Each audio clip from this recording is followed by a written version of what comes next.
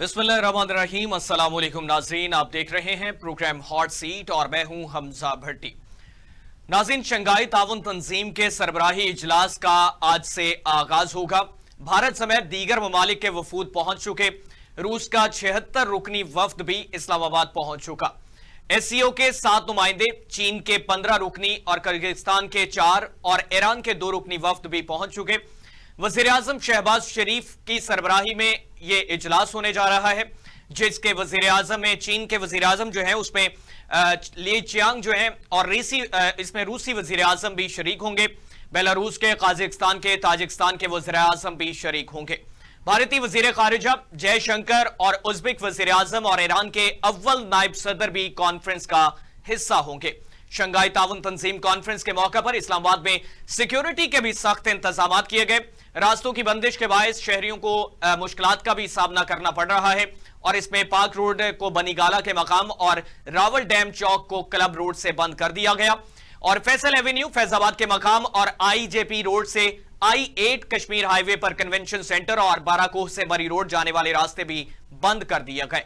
चीनी वज़ीर-ए-आज़म ली चियांग की अस्करी क़यादत से मुलाकात भी हुई। ISPR के मुताबिक जारी एलामिये में कहा गया कि चीन के वज़ीर-ए-आज़म ली चियांग ने chairman joint chief of staff committee और सर्विसेज चीफ के साथ अहम मुलाकात की है। मुलाकात के दौरान पाकिस्तान और चीन के दरमियान दरीना ताल्लुकात को मजीद मजबूत और वसात देने के अज़म का अयादा भी किया गया। मुलाकात में चीन और पाकिस्तान के दरमियान दिफा और दहशतगर्दी के हवाले से अमूर पर भी बातचीत की गई। चीनी वज़ीर-ए-आज़म ने दहशतगर्दी के खिलाफ जंग में पाकिस्तान की मुसल्लह अफवाज के किरदार को सराहा और इस जंग में पाकिस्तान की मुकम्मल हिमायत और मदद की यकीन दहानी भी करवाई गई।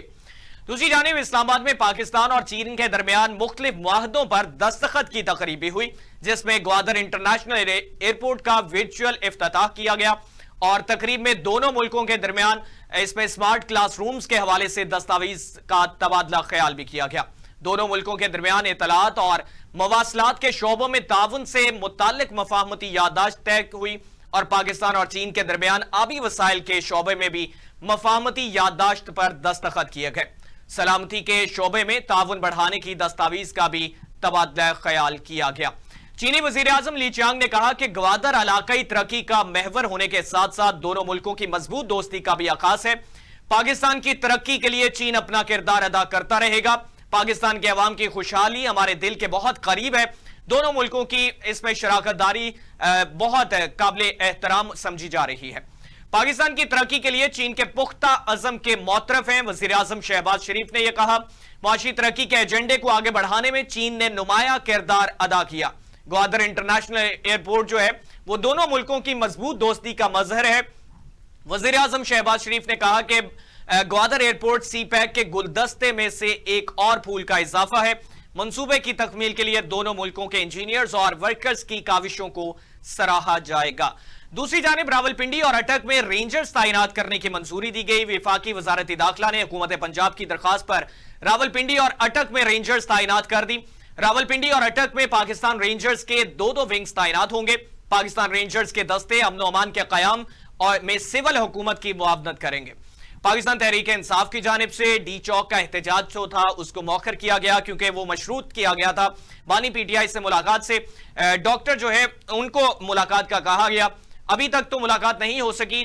2-3 घंटे से डॉक्टर वहां पे इंतजार फरमा रहे हैं, लेकिन देखा यह जाएगा कि इसके तनाजुर में पाकिस्तान तहरीक इंसाफ ने भी इस चीज को जो है वो बैक स्टेप पे गई, बैकफुट पे गई, क्योंकि हुकूमत की जानिब से यह मुतालबा किया जा रहा था कि आप इस एहतजाज को मौखर करें।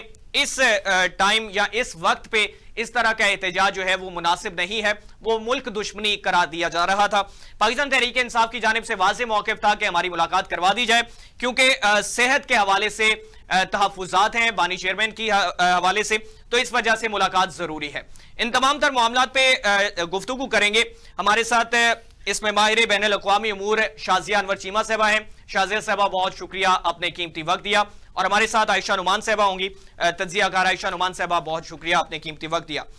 शाज़िया साहबा, आपसे आगाज करना चाहूंगा, किस तरह से देख रही हैं पाकिस्तान में शंघाई ताउन तंजीम के ये सरबराही इजलास होने जा रहा है, जिसमें वज़ीर-ए-आज़म शहबाज शरीफ साहब इसकी सदारत कर रहे हैं और बैनुल अक़वामी जो लीडर्स हैं वो यहाँ पे मौजूद है, जिसमें अगर बिलखुसूस जिक्र किया जाए तो चीनी वजीर आजम जो है वो 11 साल बाद पाकिस्तान में तशरीफ लाए।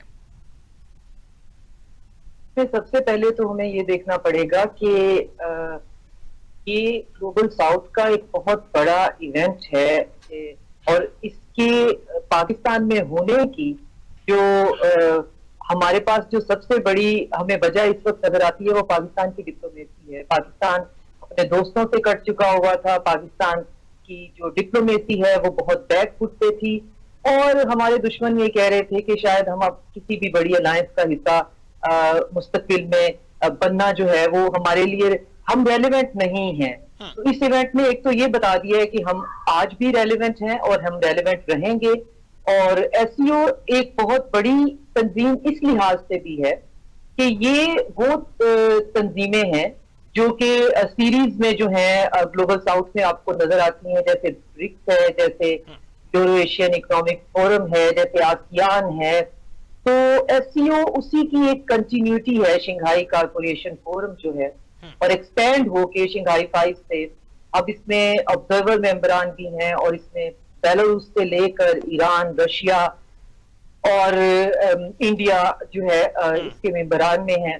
अच्छा, इसमें खासतौर पे ये भी देखने के लिए जरूरी है कि इसी महीने ग्लोबल साउथ के 2 बड़े इवेंट हो रहे हैं। हमारे नाजरीन के लिए ये बात जो है वो दिलचस्पी का बायस होगी कि एक इवेंट पाकिस्तान में हो रहा है और एक रशिया में हो रहा है। कजान में ब्रिक्स का समिट हो रहा है इसी महीने और पाकिस्तान के अंदर एससीओ का समिट हो रहा है और एससीओ और ब्रिक्स हो सकता है फ्यूचर में मर्ज भी कर जाए। और ये सारे के सारे 4 बुनियादी न्यू वर्ल्ड ऑर्डर के एजेंडाज पे काम कर रहे हैं।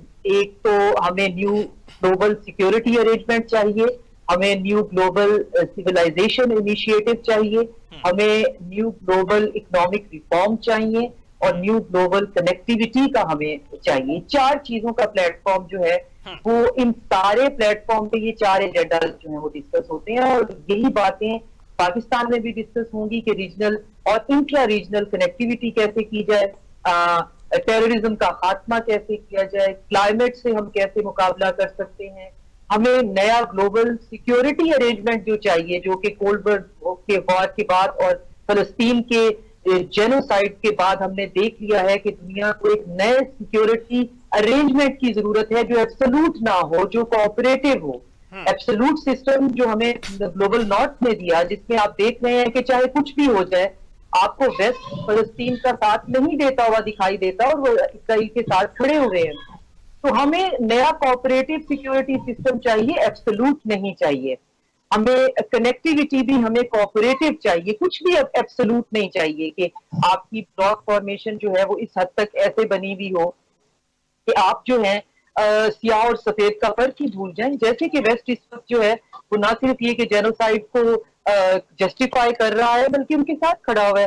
तो ये सारी चीजें हमारे समझने की हैं कि एससीओ कोई रीजनल प्लेटफॉर्म नहीं है। एक तो ये कि ये मल्टी रीजनल प्लेटफॉर्म है, अक्रॉस यूरोप, एशिया और अफ्रीका में फैला हुआ है और साथ में ये कि ये कंटिन्यूटी है ग्लोबल साउथ की डिफरेंट अलायंसेस की और इन सबका एजेंडा वही 4 पॉइंट्स हैं और वही 4 पॉइंट्स जो हैं वो इस्लामाबाद में भी डिस्कस आज होंगे डिफरेंट फोरम्स पे, डिफरेंट कॉन्फ्रेंसेस में और डेफिनेटली जब उसका कम्युनिके हमारे सामने आएगा तो हमें आइडिया होगा कि हमने अगले जो है चाइना के पास इसकी मेंबरशिप जारी है तो हम इसको चाइना के पास जब हम अगली सरबराही कॉन्फ्रेंस चाइना में होगी तो क्या एजेंडा फोकस पे किए जाएंगे। इस दफा तो सिक्योरिटी है, रीजनल सिक्योरिटी है, इंट्रा रीजनल सिक्योरिटी है, टेररिज्म है, कनेक्टिविटी है, पीपल टू पीपल कनेक्शन है और क्लाइमेट डिजास्टर। अच्छा, शाहिद साहब, इसमें शाजिया साहब ये बताइएगा कि क्या समझती हैं कि जिस तरह से हुकूमत वक्त की तरफ से काफ़ी ये दावा किया जा रहा है कि इससे हम मईशत मुस्तहकम करने जा रहे हैं और ये क्रेडिट जो है ये इस मौजूदा सेटअप को जाता है, तो इसमें किस तरफ या किस समत में पाकिस्तान मजीद आगे बढ़ता हुआ दिखाई देगा? देखिए, पाकिस्तान का सबसे बड़ा मसला ये है कि यहाँ पे इन्वेस्टर इन्वेस्टमेंट लेके नहीं आता और वो आपसे straight away military grade security मांगता है।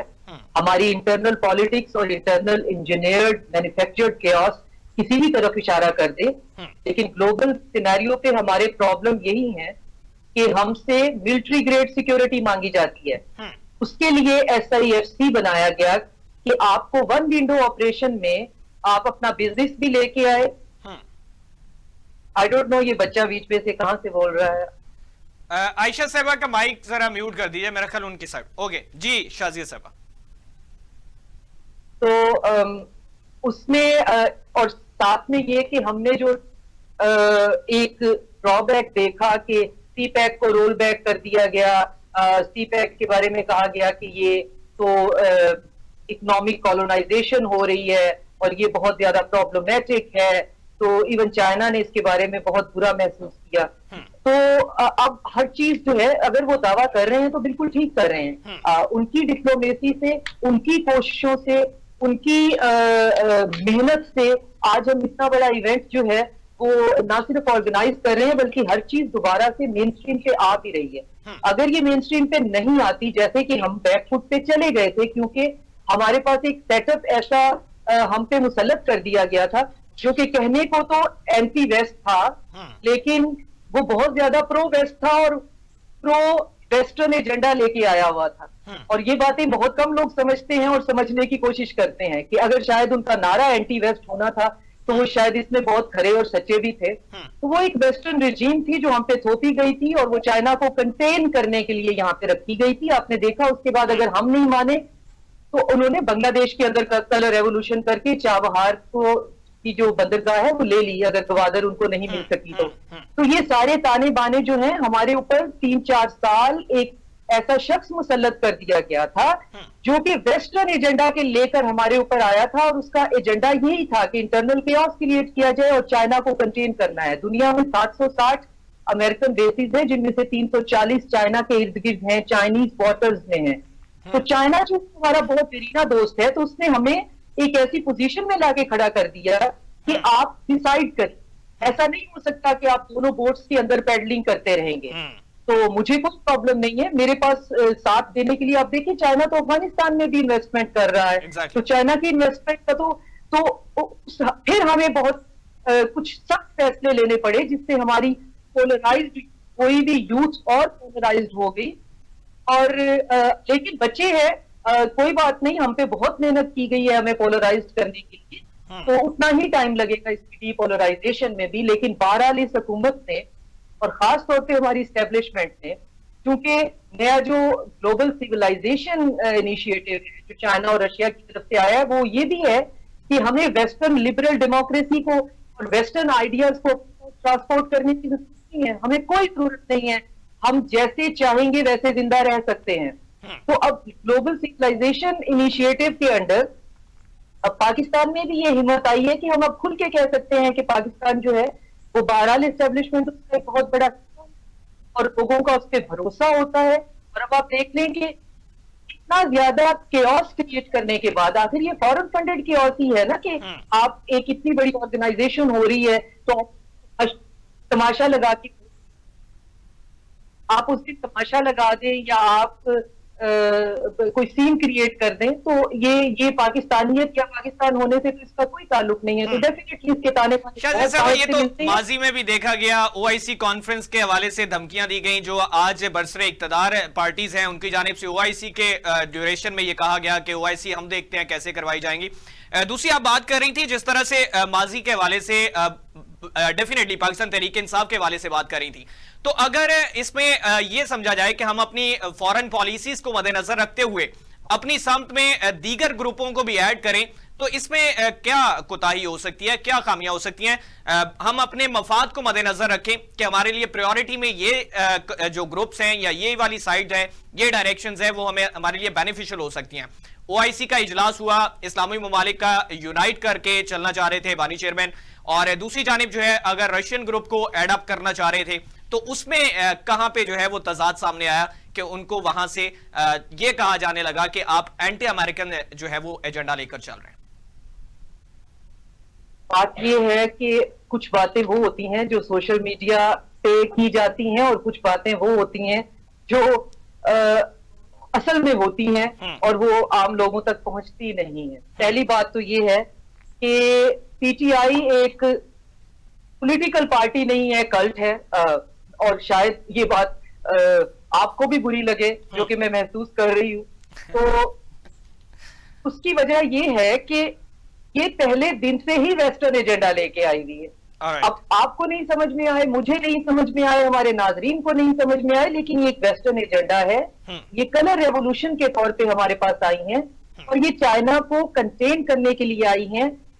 ये सारे का सारा, इसके अंदर कोई हकीकत नहीं है कि आप रशिया के साथ क्यों नहीं। रशिया के साथ तो हम अब खड़े हुए हैं। जब हमारी सड़कों के ऊपर पेड़ बंदे लाकर हमें रशिया का ही एक चाइना का बनाया हुआ एक फोरम जो है उसको करने नहीं दिया जा रहा, तो रशिया और चाइना के साथ तो हम अब खड़े हुए हैं। आप ग्लोबल पिक्चर को अगर देखो तो दुनिया ग्लोबल नॉर्थ और साउथ में डिवाइड हुई हुई है। ग्लोबल साउथ के अंदर रशिया और चाइना के साथ हम अब खड़े हुए हैं, तब हमें कोई लेके नहीं जा रहा था। और मसला भी यही था कि इस बंदे को पावर में दोबारा लाया जाए। पाकिस्तान के इंटरेस्ट में, पाकिस्तान के लिए कोई वो नहीं है कि पाकिस्तान तो पहले भी अफगानिस्तान की वॉर में प्रॉक्सी बना रहा बहुत अच्छे, कि अब चाइना के खिलाफ आप प्रॉक्सी क्यों नहीं बन सकते और बंदा वापस रीइंस्टेट करे।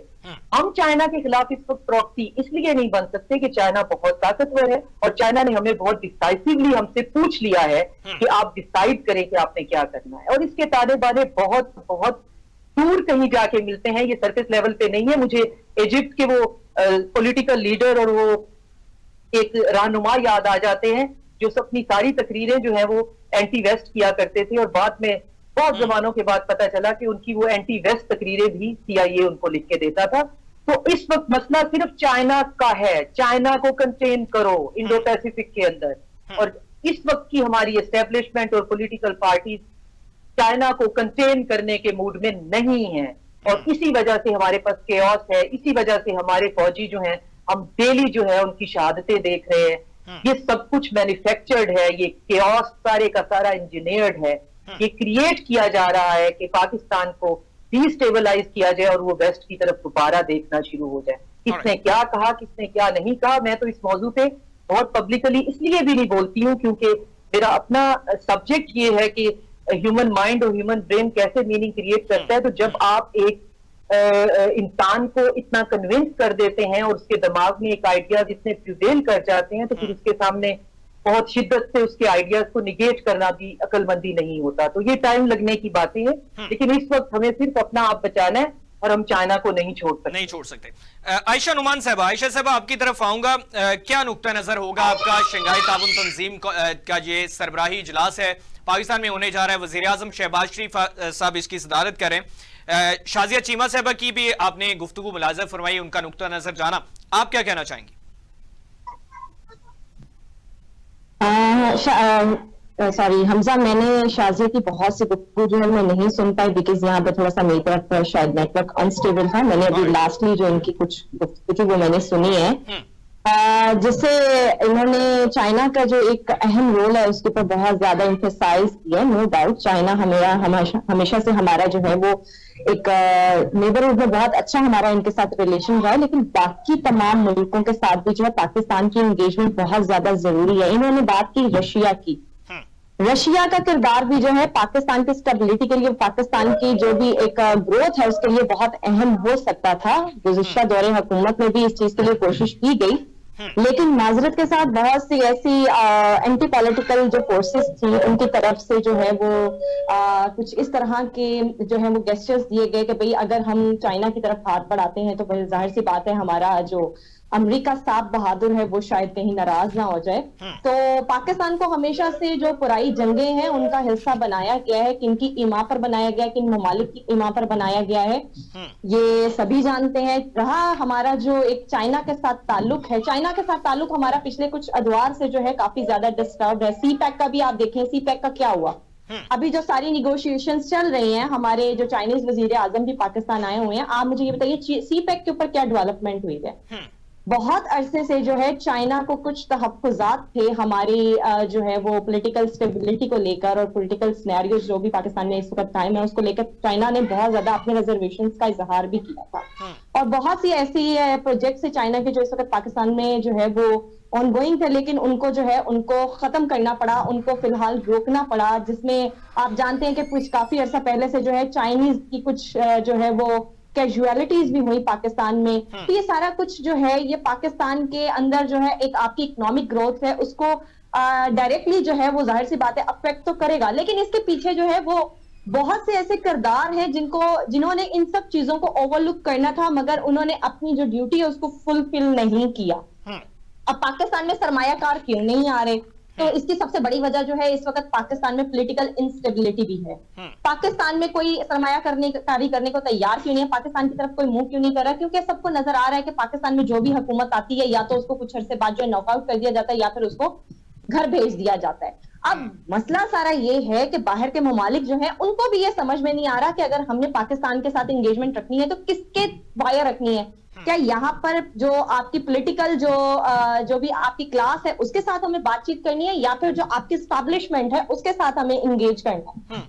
तो ये जो एक जो 50-50 वाला जो एक बना हुआ है ना पूरा प्लेटफॉर्म नजर आ रहा है बाहर के ममालिक को, इसकी वजह से जो है पाकिस्तान में ना तो सरमायाकार आने को तैयार है, ना ही पाकिस्तान के अपने अंदर जो है वो इतने गट्स जो है वो पैदा हो रहे हैं कि कोई यहाँ पर आकर इन्वेस्ट करे। अब ये जो एससीओ का जो एक पूरी कॉन्फ्रेंस जो है ये ऑर्गेनाइज की गई है, बहुत अच्छी बात है। पाकिस्तान में इस तरह की कॉन्फ्रेंसेस होनी चाहिए, बाहर बैरूनी ममालिक से जो है सरबराहान को आना चाहिए ताकि पाकिस्तान का जो एक जो नक्शा है उस पर सबको एतमाद जो है वो दोबारा से पैदा हो।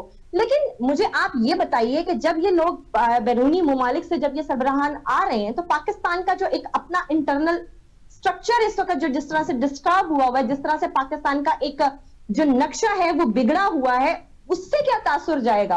क्या उससे ये तासुर नहीं जाएगा कि पाकिस्तान की जो मौजूदा हुकूमत है अगर वो अपने मुल्क में ही पॉलिटिकल स्टेबिलिटी लाने में नाकाम है तो किस तरह से जो है वो ग्लोबली इन तमाम मैटर्स को देखेगी? और दूसरी चीज ये कि अभी मैंने सुना, आपने भी तज़किरा किया कि माजी में भी बहुत से जो लीडर्स हैं उन्होंने इस तरह की बचकाना हरकतें की हैं, जैसे कि बिलावल भुट्टो जरदारी का बयान जो है वो ऑन रिकॉर्ड है। तो भाई आप तो हमेशा से जो है पाकिस्तान की इकोनॉमिक ग्रोथ को स्पोटाश करते आए हैं, आज आप एक दूसरे के कंधे पर रख के बंदूक चला रहे हैं, तो कल को आपको भी तो देखना होगा ना कि आप माजी में क्या करते रहे हैं। आपको याद होगा हमजा जब FATF का मामला था, ग्रे लिस्ट से पाकिस्तान को निकाला जाना था, आपको याद होगा इन तमाम जमातों ने क्या किरदार अदा किया था। उस वक्त भी आईनी तरमीम करने जा रहे थे ना, नहीं करने दी गई थी। क्यों? क्योंकि उसमें पाकिस्तान का मुफाद था। मसला सारा यहाँ पर ये है कि जहां पर पाकिस्तान के मुफादात की बात आती है वहां पर पाकिस्तान के लिए नहीं सोचा जाता, वहां पे सिर्फ अपने जाती मुफादात की जंग लड़ी जाती है। क्योंकि आज इनको एक अम्ब्रेला चाहिए, आज इनको एक ऐसा प्लेटफॉर्म चाहिए जिसके बिहाफ पर जो है ये पाकिस्तान में अपनी एग्जिस्टेंस जो है उसको शो कर सकें, ग्लोबली जो है पाकिस्तान को अपना नाम नुमाया कर सकें। तो आज ये लोग जो है ये इन तमाम बातों का जो है वो फायदा उठा रहे हैं। लेकिन लास्टली मैं यही पॉइंट रेज करना चाहूंगी कि इस सब में देखना ये होगा कि पाकिस्तान ने जो अपने टारगेट सेट किए थे इस समिट कॉन्फ्रेंस के लिए, क्या वो टारगेट्स अचीव कर पाई है? क्या उन्होंने जो मामलात पर उन्होंने यहाँ पर बात करनी थी, चाहे वो मसला कश्मीर हो या फिर फलस्तीन हो, क्या उसके ऊपर जो है वो अपनी एक जो है मौसर पॉलिसी अपना सकी है? क्या वो दूसरे ममालिक को कन्विंस कर सकी है कि आए हमारे जो है वो एक अलायंस का हिस्सा बनिए और हमारे साथ मिलकर इस तमाम जो जबर है, जो एक जुल्म की दास्तान रकम की जा रही है, इसके ऊपर आवाज उठाइए।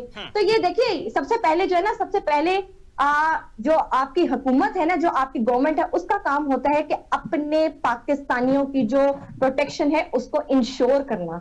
अगर आप अपने पाकिस्तान के लोगों को ही तहफ़्फ़ुज़ फराहम नहीं कर पा रहे तो आप ग्लोबली जो है वो किस तरह से किसी और मुल्क के ऊपर बात कर सकते हैं, किस तरह से आप इन सब चीजों को हाईलाइट कर सकते हैं। अच्छा आयशा साहबा, जिस तरह से अभी आपने बात की इनर स्ट्रक्चर पाकिस्तान के हवाले से और पॉलिटिकल सिचुएशन को स्टेबल करने के हवाले से, मौजूदा गवर्नमेंट की अगर बात की जाए तो बरसरे इक्तदार जो पार्टियां हैं तो उनकी जानिब से तो पॉलिटिकल डायलॉग का कहा जाता है, लेकिन ऑपोजिशन जमात या उनके साथ इल्हाक दूसरी जमातों की जानिब से उसको जो है वो मद्देनजर नहीं रखा जाता है। बिलखुसूस पाकिस्तान तहरीक इंसाफ की बात करूं तो PPP की जानिब से भी पॉलिटिकल डायलॉग के लिए कहा गया, PMLN की जानिब से भी कहा गया, लेकिन उसमें तो इंटरेस्ट जो है वो इंडिविजुअली एक पार्टी का उसमें शो नहीं हो रहा ना। अच्छा हमजा, मुझे आप एक बात बताइए कि ये अभी कुछ अर्सा पहले हमारे वजीर दिफा साहब जो हैं ख्वाजा अफसर, उन्होंने भी जो है वो टेलीविजन मीडिया पर उन्होंने आकर बरमला कहा था कि हमारे पास जो है डायलॉग की अथॉरिटी नहीं है। ठीक है, तो आप मुझे बताइए, अगर इनके पास डायलॉग की अथॉरिटी नहीं है तो फिर डायलॉग की अथॉरिटी किसके पास है? दूसरी चीज ये, अगर आपने वाकई में एक पॉलिटिकल केओस जो है उसको हैंडल करना है, अगर आपने पॉलिटिकल इंस्टेबिलिटी को, क्राइसिस को आपने खत्म करना है, तो आपको जो है एक ऐसी इन्वायरमेंट भी जो है वो क्रिएट करनी पड़ेगी जिसमें तमाम सियासी जमातों को जो है वो आजादी हासिल हो, इत्तेमाद की फिजा शामिल हो। ऐसा नहीं हो सकता कि जब आपको मुसीबत बन पड़े तब आप सुबह 7 बजे भी अडियाला के दरवाजे खोल लें, और जब आपको जनाब आप उस सिचुएशन से निकल जाएं तो फिर जनाब आप जो है वो डंडे सोटे उठा लें और फिर आप ले हो लें उनके पीछे, भाई अब आओ बाहर, किस तरह से आते हो। आप उनके घरों पे धावा बोल दें, आप उनके घरों को मसमार करें, आप उनकी बड़ी बहुओं और बेटियों को उठा लें। इस तरह से जो है डायलॉग नहीं होता। डायलॉग जो है वो उसको निगोशिएशन के लिए जो है ना, आपको पूरी एक एनवायरनमेंट क्रिएट करना पड़ता है। अगर आपको एनवायरनमेंट क्रिएट ही नहीं करना चाह रहे, इट मींस कि आप जो है वो किसी भी किस्म के डायलॉग में, आप निगोशिएशन के लिए जो है वो आप है ही नहीं है, मैच्योर ही नहीं है, या फिर आप जो है उसके लिए इंटरेस्टेड ही नहीं है। आप सिर्फ जो है अपना टाइम गेन करना चाह रहे हैं। आप सिर्फ ये चाह रहे हैं कि सिर्फ हमारी ही मोनोपोली रहे, हम ही है जो हम। जाहिर सी बात है, देखिए इस वक्त नून लीग को या फिर पीपी को जिस तरह से लाकर इक़्तिदार में बिठाया गया है, ये उनके बस की बात नहीं थी। इसके पीछे जो उनके सर पे हाथ है, जो सपोर्ट है, जाहिर सी बात है वो उसी के बेसिस के ऊपर जो है ये सारी चीजें कर रहे हैं। तो अगर उनको ये यकीन है कि भाई हमारे लिए जब भी कोई मुश्किल होगी तो हमें संभालने वाला कोई होगा, तो जाहिर सी बात है वो उन्हीं की तरफ देखेंगे। तो इस वक्त जो पाकिस्तान में जो एक पूरा पॉलिटिकल सिस्टम है, जो एक डेमोक्रेटिक सिस्टम है ना, ये पॉलिटिकल पार्टीज के हाथ में नहीं है। अगर हम ऐसा समझें कि ये पॉलिटिकल पार्टीज जो हैं ये सारा कुछ चला रही हैं, तो ये बिल्कुल जो है वो झूठ है। ये एक जो है कह सकते हैं कि आप एक वहम है पाकिस्तानी कौम का, बल्कि वो भी वह कह सकती हैं कि वहम जो है वो काफी हद तक दूर हो चुका है। ठीक है, शाजिया साहबा कुछ कहना चाहेंगे इस हवाले से? बेटे, मैं यहाँ पे एससीओ पे बात करने आई थी। मैं यहाँ पे, मुझे नहीं पता था कि ये पॉलिटिकल डिस्कशन है और यहाँ पे ही बैठे हुए हैं, मतलब और क्या उसे कहते हैं, शाजिया साहबा पॉलिटिकल पार्टी के सपोर्टर्स। मैम नो सॉरी, देखिए मैं यहाँ पे इंटरफेयर करना चाहूंगी। बिल्कुल नहीं करती। आपकी जो एक्सपर्टी है वो आप एक्सपर्टी है, उनके बारे में आपसे सवाल किया गया, मुझसे उन्होंने जिस नौयत का सवाल किया मैंने उसी नौयत का जवाब दिया। अच्छा शाजिया साहबा, ना तो मैं शाजिया साहबा, सवाल के जवाब भारतीय वजीर खारिजा जयशंकर साहब जो हैं वो इस कॉन्फ्रेंस में शामिल हो रहे हैं। मोदी साहब को भी इसमें इनवाइट किया गया, तो इस हवाले से भारत के साथ ये जो है वो स्टेप आगे बढ़ रहा है, इस हवाले से क्या कहना चाहिए? एससीओ सबसे पहले तो बायलैटरल नहीं है, इस पे कोई कश्मीर कोई इस तरह की चीज इसके फ्रेम ऑफ रेफरेंस में नहीं है कि एससीओ में आप कुछ बायलैटरल डिस्कस करेंगे। ये मल्टीलैटरल है। और जयशंकर के साथ उसको सहाफी ने पूछा जी आप जा रहे हैं, उसने कहा yes I am going, I am a very civilised person and I will try to behave well. तो थोड़ा सा ये बड़ी अजीब बात है, क्योंकि जब हमारे फॉरेन मिनिस्टर गए थे तो हम डिप्लोमेटिकली बहुत मैच्योर हैं, हम सिचुएशंस को बहुत मैच्योरली हैंडल करते हैं। तो हमको इस किस्म का कोई उनके साथ ऐसा हमारा मजाक का रवैया रखने का इरादा नहीं है, ना हम रखेंगे। लेकिन उन्होंने मेजबानी के प्राइस जिस तरह से अदा किए, दैट वाज नॉट अप्रोप्रिएट। बहरहाल उन्होंने कहा कि हम आ रहे हैं, और वो आ भी इसी ले रहे हैं क्योंकि उनकी एक टांग जो है वो ग्लोबल नॉर्थ की अलायंसेस में है, एक जो है वो ग्लोबल साउथ की अलायंसेस में है। एक तरफ वो ब्रिक्स में डीडॉलराइजेशन की बात करते हैं, दूसरी तरफ वो ऑकस और उसका कॉर्ड का मेंबर बन के बात करते हैं कि हमें चाइना को कंटिन्यू करना है। तो ये सारी गेम जो है वो चाइना को कंटिन्यू है। ठीक, उसमें उन पे बहुत प्रेशर हुआ कि आपने G20 फेस टू फेस कर लिया, तो आपने पिछला एससीओ का समिट जो है वो आपने वर्चुअल क्यों किया, कि आप उसको अहमियत नहीं दे रहे। तो उनकी अपनी मजबूरी है, ये सब मेंबरान है, इन्होंने आना ही था।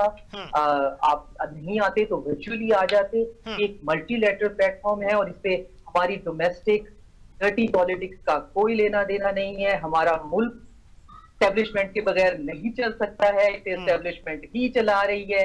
एक शख्स जो हमें सरफेस पे नहीं चाहिए वो है वेस्टर्न प्लॉन्टेड, एक ऐसा इंसान जो कि इस वक्त हमारे यहाँ वो केओस क्रिएट करवा रहा है और करवा सकता है चाइना को कंटेन करने के चक्कर में। और हम चाइना के सामने नहीं खड़े हो सकते, और इसकी डिटेल में इससे ज्यादा जाया नहीं जा सकता, क्योंकि इस वक्त जो हमारी ज़हनी सूरत हाल है, हम शदीद कॉग्निटिव डिसोनेंस का सामना में हम नहीं सुन सकते ना समझ सकते हैं।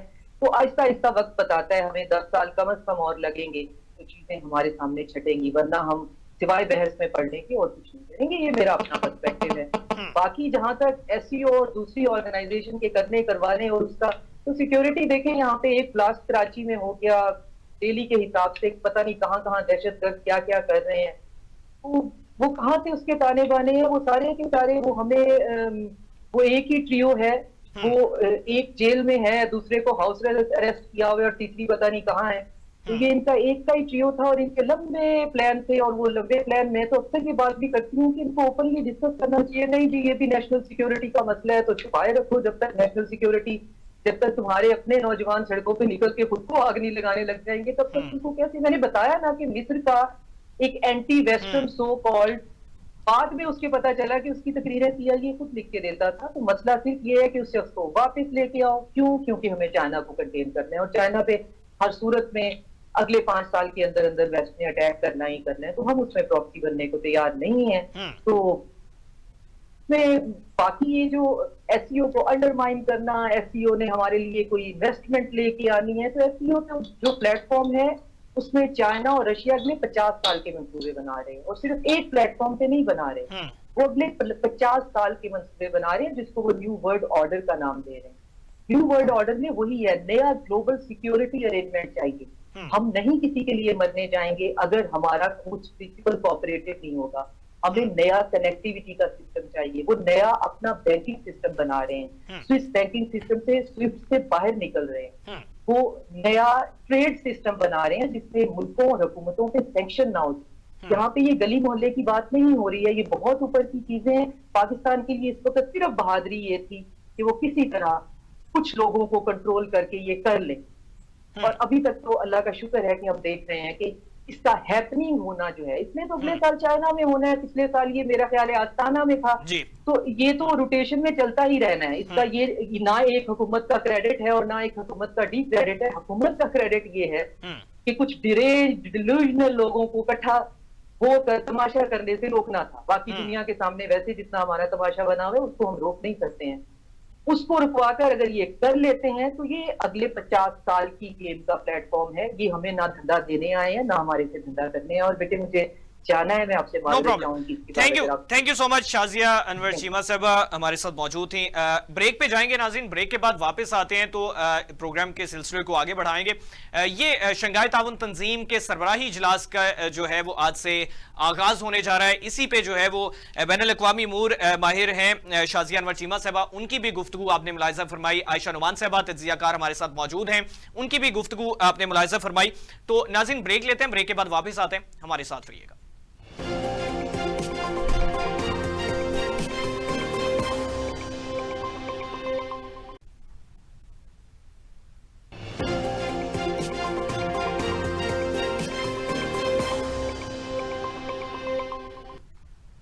वेलकम बैक नाज़रीन। प्रोग्राम के इस हिस्से में बात करेंगे जो पाकिस्तान तहरीक इंसाफ की जानिब से एहतजाज का कहा जा रहा था, उसको मौखर कर दिया गया।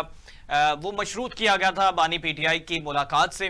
तो इस पे क्या मज़ीद पेशरफ्त आती है, इस पे क्या अब हुकूमत वक्त जो है वो उसके जो एक रिक्वेस्ट थी या एक रेड लाइन थी वो दी गई थी पाकिस्तान तहरीक इंसाफ को कि ये एहतजाज नहीं करने दिया जाएगा, इस पे बात करेंगे।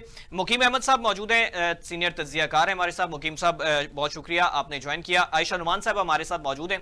आयशा साहबा, किस तरह से देखती हैं रावलपिंडी में जो है ये रेंजर्स भी तैनात की गई, पाकिस्तान तहरीक इंसाफ को जो है इस एहतजाज से रोकने के लिए कहा जा रहा था, वो भी पाकिस्तान तहरीक इंसाफ इस पे आमादा हो गई क्योंकि ये मशरूत किया गया था बानी PTI से मुलाकात का, तो डॉक्टर को इजाजत दे दी गई मुलाकात की। मुलाकात अभी तक तो नहीं हुई थी, लेकिन यह है कि अब अगर हो जाती है तो उसमें फर्दर क्या अपडेट्स आती हैं? देखिए ये सबसे पहले तो मुझे ये बताइए हमजा कि ये जब हमारी हुकूमत को मालूम था कि यहाँ पर जो है वो SCO का एक कॉन्फ्रेंस जो है वो होने वाली है, उनको ये सब मालूम था कि यहाँ पर गैर मुल्की सरबराहान आएंगे और हाई प्रोफाइल पर्सनालिटीज पाकिस्तान पर विजिट करेंगी, तो इस दौरान आप नहीं समझती कि इनको जो है इस तरह से किसी सियासी जमात के लीडर पर पाबंदी लगानी चाहिए थी? मुझे तो ऐसा लगता है कि ये तमाम जो एक सिचुएशन है ये खुद साख्ता क्रिएट की गई थी। ये अच्छे से जानते थे कि इस वक्त पाकिस्तान तहरीक इंसाफ का कारकुन जो है वो किस कदर जो है वो अग्रेसिव हुआ है, किस अग्रेशन में के मूड में है, उनकी पार्टी की जो क्यादत है उसके लिए भी उनकी एक रिसेंटमेंट है, और बानी तरीके इंसाफ के लिए भी जो है 4 अक्टूबर को जिस तरह से एहतजाज हुआ डी चौक पर, एक जमे गफीर जमा था और उसके बाद फिर एक बड़ा ड्रामेटिक वे में जो है उस एहतजाज को खत्म करना पड़ा। तो इनको इस दौरान जो है कोई इस तरह की पाबंदी नहीं लगानी चाहिए थी। अब डेफिनेटली देखिए, जब आप किसी जमात के लीडर के ऊपर जो है उसको नजरबंद कर देंगे, उसका टोटली ब्लैक आउट करने की कोशिश करेंगे, तो एक तशवीश तो पैदा होगी उसके कारकुन में, उसकी क्यादत के दरमियान। तो ये तशवीश जो थी, जाहिर सी बात है फिर इसने इंस्टिगेट किया उसकी क्यादत को, उनके कारकुनान को, कि वो एक एहतजाजी कॉल का जो है वो उसका अनाउंस करें, और उसके बाद फिर जिस तरह से तहरीक इंसाफ के चेयरमैन इमरान खान साहब की बहनों को भी जो है वो मुख्तलिफ दहशतगर्दी की दफात लगाकर उनको पाबंदे सलासल किया जा रहा है, फिर ना किसी से मिलने दिया जा रहा है, और तहरीक इंसाफ की क्यादत और उनके कारकुनान और उनके अहले खाना जो है उनको भी इमरान खान की सेहत के हवाले से बहुत ज्यादा तशवीश लाहक थी। तो जाहिर सी बात है फिर जब ऐसा होगा तो फिर ना कहीं से एक्शन का रिएक्शन तो आएगा। फिर आप अगर ये कहें कि इतनी अहम कॉन्फ्रेंस के दौरान जो है तहरीक इंसाफ जो है वो इस समिट कॉन्फ्रेंस को जो है वो सबूताज करने की कोशिश कर रही है, तो फिर कहीं ना कहीं तो हुकूमत वक्त भी इसके खुद से जिम्मेदार होगी। आप इस तरह की पाबंदी ना लगाते इस दौरान, जैसे चल रहा था रूटीन वाइज आप वैसे मामला तो चलने देते। लेकिन जनाब इस तरह से आपने जब एक लीडर का, एक बड़े लीडर का आप ब्लैकआउट करेंगे तो फिर उसकी सियासी जमात की तरफ से, उसके कारकुनान की तरफ से जो रिएक्शन आएगा तो फिर वो फेस भी करिए। अब जनाब जब उन्होंने एहतजाजी कॉल के लिए जब अनाउंसमेंट कर दी और इनको समझ में आ गई कि भाई 15 अक्टूबर को जो है यहाँ पर एक मैस हो जाएगा। आयशा साहब, लाहौर जो है वो निजी कॉलेज वाला मामला वो भी इससे मुंसलिक कर दिया गया कि वो भी जो है एक सियासी जमात की जानिब से ये तमाम तर चीजें करवाई जा रही हैं, ऐसे वाकयात नहीं हुए। एजुकेशन मिनिस्टर जो हैं वो कहते हैं लाहौर में 4 वाकयात रूनुमा हुए, उन चारों को जो है वो मिक्स करके ये तमाम तर चीजें जो है वो हुकूमती वज़रा की जानिब से कही जा रही कि ये वाकया नहीं हुआ, ये वाकया तो सॉर्ट आउट हो गया, इसमें तो वालिदैन जो है वो कह रहे हैं हमारी बच्ची ठीक है। लेकिन 4 ऐसे वाकयात हुए जिनमें से डिफरेंट वो केसेस हैं, तो इस पे भी वो पाकिस्तान तहरीक इंसाफ को दोष दिया जा रहा है। देखिए आप मुझे एक बात बताएं, यहाँ पर पाकिस्तान में जो है ना, अगर कोई दीवार के ऊपर कोई पत्थर भी मार देगा ना तो उसका यही इल्जाम लगाएंगे जी ये तहरीक इंसाफ ने किया।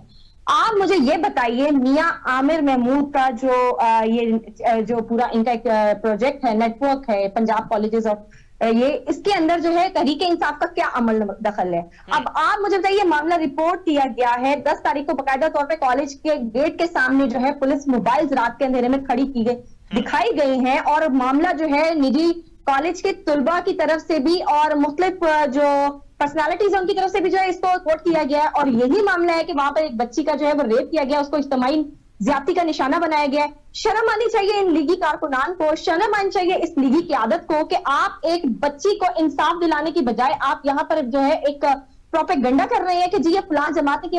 आपको किसने बोला था कि आप उन लोगों को कैफरे किरदार तक ना पहुंचाएं? आप पहले ये कह रहे थे जी ये मामला हुआ ही नहीं, फिर जब आपके वजीर तालीम ने ये बात अनाउंस कर दी, इसको बोल दिया कि भाई ये वाकया हुआ है और इसके अंदर जो है वो जो कॉलेज की जो इंतजामिया है वो मुलव्विस है और लोग इन तमाम मुलजमान को कैसे, लेकिन उसी के बरक्स दूसरी जानिब जो है वो वीडियो बयान भी पंजाब पुलिस की जानिब से जारी करवाया गया वालिदैन का एक बच्ची के हवाले से कि हमारी बच्ची तो ठीक है, ऐसा कोई वाकया नहीं हुआ। ये भी एक दूसरी तरफ जो है वो पहलू नजर आया।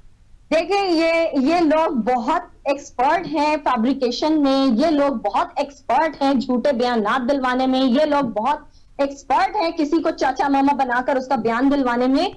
इनसे कोई बईद नहीं है। पाकिस्तान की आवाम इतनी पागल नहीं है, ये सोशल मीडिया का जमाना है, यहाँ पर रातों रात सारी चीजें खुलकर सामने आ जाती हैं। क्या पाकिस्तान के ये तमाम तलबा जो इस वक्त सड़कों पर हैं, जो कि इंसाफ की दुहाइयां दे रहे हैं, ये सब पागल हैं? क्या इतने ये लोग बेवकूफ हैं कि किसी सियासी जमात के कहने पर जो है ये एहतजाज के लिए बाहर निकल आएंगे, जबकि इनको मालूम है कि जब भी यहाँ पे कोई कारकुन उनका पकड़ा जाता है उसके साथ किस तरह का सलूक किया जाता है। यहाँ पर आप किसी इंसान को आप बख्श तो रहे नहीं है। जहां पर आप 4 बंदे यहाँ पर देखते हैं, यहाँ पे आप बख्तरबंद गाड़ियां यहाँ पर खड़े करना शुरू कर देते हैं, आप लाठी का और डंडे का इस्तेमाल करना शुरू कर देते हैं। मुकीम अहमद साहब, एक तो ये कि ये कॉन्फ्रेंस से शंघाई ताउन तंजीम इजलास होने जा रहा है, पाकिस्तान इसकी सदारत कर रहा है, वजीर आजम शहबाज शरीफ साहब मौजूद हैं, दीगर बैनुल अक़वामी लीडरशिप जो है वो भी यहाँ पे शामिल हो रही है। इसको किस तरह से देखते हैं? हुकूमत वक्त ने पाकिस्तान तहरीक इंसाफ को एहतजाज का कहा, मौखर किया जाए, पाकिस्तान तहरीक इंसाफ ने कर दिया। क्या कामयाबियां हासिल हो सकती हैं? एक खुशाइन बात है कि बहुत अरसे के बाद एक पाकिस्तान एक बहुत बड़ा इवेंट जो होस्ट कर रहा है। 10 ममालिक के सरबराहान और वज़राए खारिजा आए हैं, 200 के करीब वफूद हैं, 900 के करीब मेहमान हैं, 200 ममालिक के सहाफ़ी आए हुए हैं इसकी कवरेज के लिए। एक अच्छा तासुर दुनिया में जा रहा है कि पाकिस्तान उसे होस्ट कर रहा है। ये जो हमारा जो इंटरनल अफेयर था, इसको अच्छी तरह से हैंडल नहीं किया गया कि वो जो फोकस इस कॉन्फ्रेंस की तरफ होता वो एक फजूल और लायानी किस्म के मसले की तरफ चला गया कि जी वो एहतजाज होगा, कॉन्फ्रेंस होगी या नहीं होगी, कौन से मेहमान कौन से नहीं आएंगे। इस चक्कर में कौम को भी फंसा दिया और हमारे मेहमानों को भी इस चक्कर में फंसा दिया। हमारे दुश्मन ममालिक के मीडिया में इसको जिस तरह उछाला गया और जिस तरह हमें सवाल किए गए, उसको डिफेंस करना हमारे लिए मुश्किल हो रहा था। एक गलत तासुर जा रहा था कि जी इंटरनल इतने खराब हैं कि पता नहीं कॉन्फ्रेंस के ऊपर क्या असरात मुरतब होंगे। टाइम बात यह है कि इस सिचुएशन को डिफ्यूज कर लिया गया। पीटीआई में भी तो समझदार लोग थे, जो साहिब अक्ल फहम थे, उन्होंने इससे बचने की सिफारिश की थी या उन्होंने सजेस्ट किया था कि जनाब ये अपना कॉन्फ्रेंस के दौरान कोई एजिटेशन ना किया जाए। लेकिन कुछ हार्डनर्स या जो अकाब टाइप लोग हैं ना, उन्होंने कहा कि नहीं जी यही this is the right time. अब इसमें दोनों तरफ से अगर हम इसका गैर जानिबदाराना तज्जिया करें ना, तो दोनों जानिब एक दूसरे के एहसाब टेस्ट किए जा रहे थे कि वो हमारे यहाँ ये भैंसों की लड़ाई होती है तो पंजाब में कहते हैं कि वो आंखों में आंखें डाल के बैल खड़े हो जाते हैं और वो पलक पकते एक दूसरे को देखते हैं, फिर वो इस इंतजार में होते हैं कि पहले पलक कौन झपकेगा, फिर वो अच्छा उसको वो पटवारी और पंजाबी में कहते हैं कि पहले कौन यरक जासी। अब वो एक दूसरे को यरकाने की साजिश हो रही थी और अब एंड होना यही था कि पता हुकूमत को भी था कि हमारी मेजबानी में कहीं 2-4 पत्थर गिर गए तो हमारे लिए मसला क्रिएट हो जाएगा। पता पीटीआई को भी था कि इस दौरान अगर हमने कुछ किया तो 9 मई से बड़ा धोखा जाएगा और सारी उम्र ये चीज हमारा पीछे नहीं जोड़ेगी। पर देर आए दुरुस्त आए और दोनों ने आखिरी वो कहते हैं ना आखिरी ओवर आखिरी बॉल तक खेलने का फैसला किया हुआ था, लास्ट मिनट तक। डॉक्टर फैसल जो हैं इमरान खान के जाती मुअल्लिफ जिनका ताल्लुक शौकत खानम से है, उनको फिर जेल में जाने की इजाजत दी गई और अभी ताज़ा सूरत हाल ये है कि वो जेल गए थे, उसको उनसे वो वापस आ गए वहां से मुलाकात के बगैर और इत्तला ये थी कि उनसे शौकत खानम हॉस्पिटल का कार्ड मांगा गया जो उनके पास नहीं था। पर ये एक लो लेवल ब्यूरोक्रेसी मूव थी या ब्यूरोक्रेटिक मूव थी जो खेली जा रही है।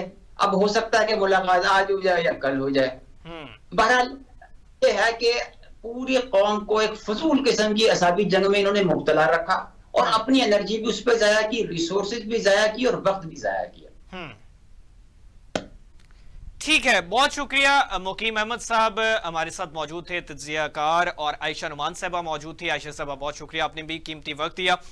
नाज़रीन, ये तमाम तर सूरत हाल है जिसमें एक तरफ पाकिस्तान की जानिब से इतने बड़े इजलास की मेज़बानी जो है वो की जा रही है, जिसमें बैनुल-अक़वामी लोग यहाँ पे शिरकत कर रहे हैं, पाकिस्तान का मस्बत चेहरा जो है वो उजागर हो रहा है। और दूसरी जानिब सियासी जमातों के इनर पॉलिटिक्स जो है वो उसी तरह से आज भी चलती हुई जो है वो नजर आ रही है। पाकिस्तान तहरीक इंसाफ से यह कहा गया कि हम एहतजाज करेंगे अगर बानी पीटीआई से मुलाकात की इजाजत नहीं दी जाती।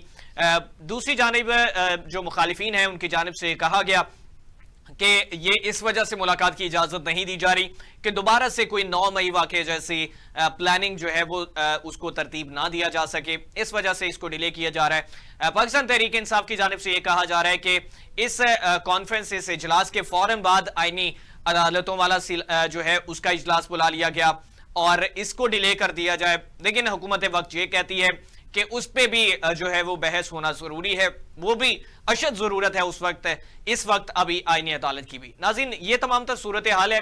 पाकिस्तान के अवाम जो है वो ये तमाम तर सूरत हाल को मद्देनजर भी रख रहे हैं, वो मुंतजिर भी हैं अपनी उमंगों को लेकर। देखते हैं आने वाले दिनों में क्या पेशरफ सामने आती है। आज के लिए इतना ही। अपने मेजबान हमजा भट्टी को इजाजत दीजिए, अल्लाह ने के बाद।